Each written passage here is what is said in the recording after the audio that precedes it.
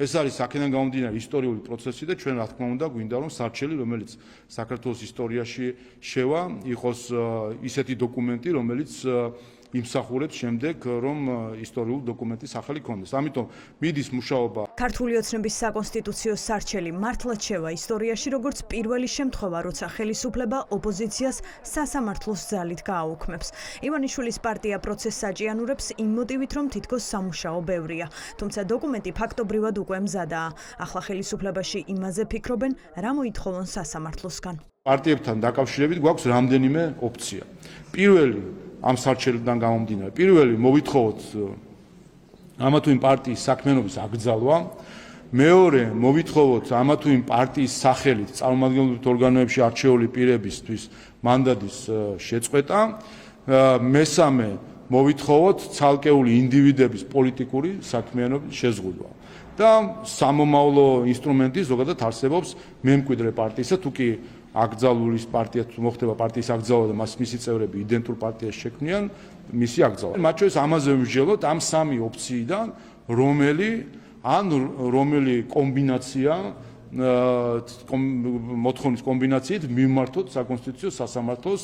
გამოდის, რომ შესაძლოა არა მხოლოდ აკრძალონ პარტიები, ან აუკრძალონ საქმიანობა პოლიტიკოსებს, არამედ გააუქმონ ის მანდატებიც, რომლებიც საკრებულოსა თუ პარლამენტში ოპოზიცია მოიპოვა. ამ საფრთხის წინაშე ლელო და გახარიას გუნდი იმ შემთხვევაში აღმოჩნდებიან, თუ მათ არაკონსტიტუციურად გამოაცხადებენ. მნიშვნელოვანი არ არის როგორ სპეკულირებს ახლა ქართული ოცნება, რა შემადგენლობით ვინ იქნება და როგორ იქნება ეს აკრძალვა.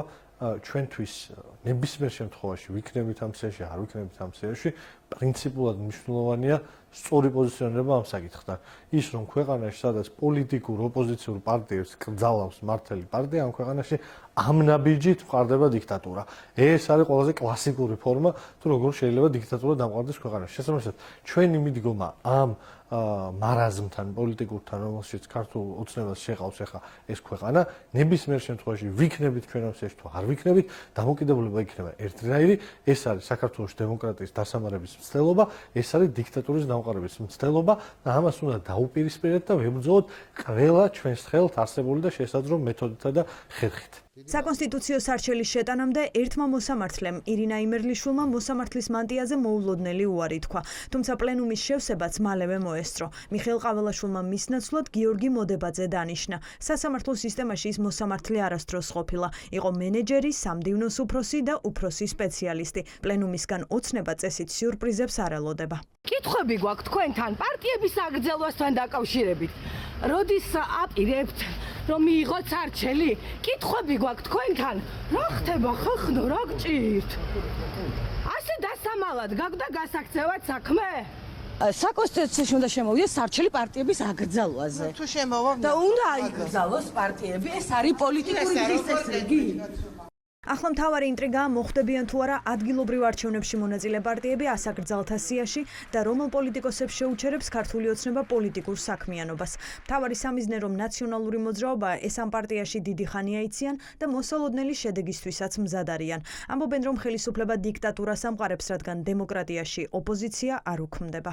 ამ მოღალატეთა და კრიმინალთა რუსულ ბანდას გონია რომ ნაციონალური მოძრაობის იურიდიულად გაუქმებით ჩვენი ბრძოლა შეწყდება, ან ჩვენ შეგვაშინებენ, ან გაგვაჩერებენ.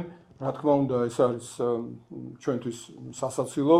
ნაციონალური მოძრაობა მიხეილ სააკაშვილმა და ჩვენ ყველამ ერთად შევქმნით იდეის გარშემო.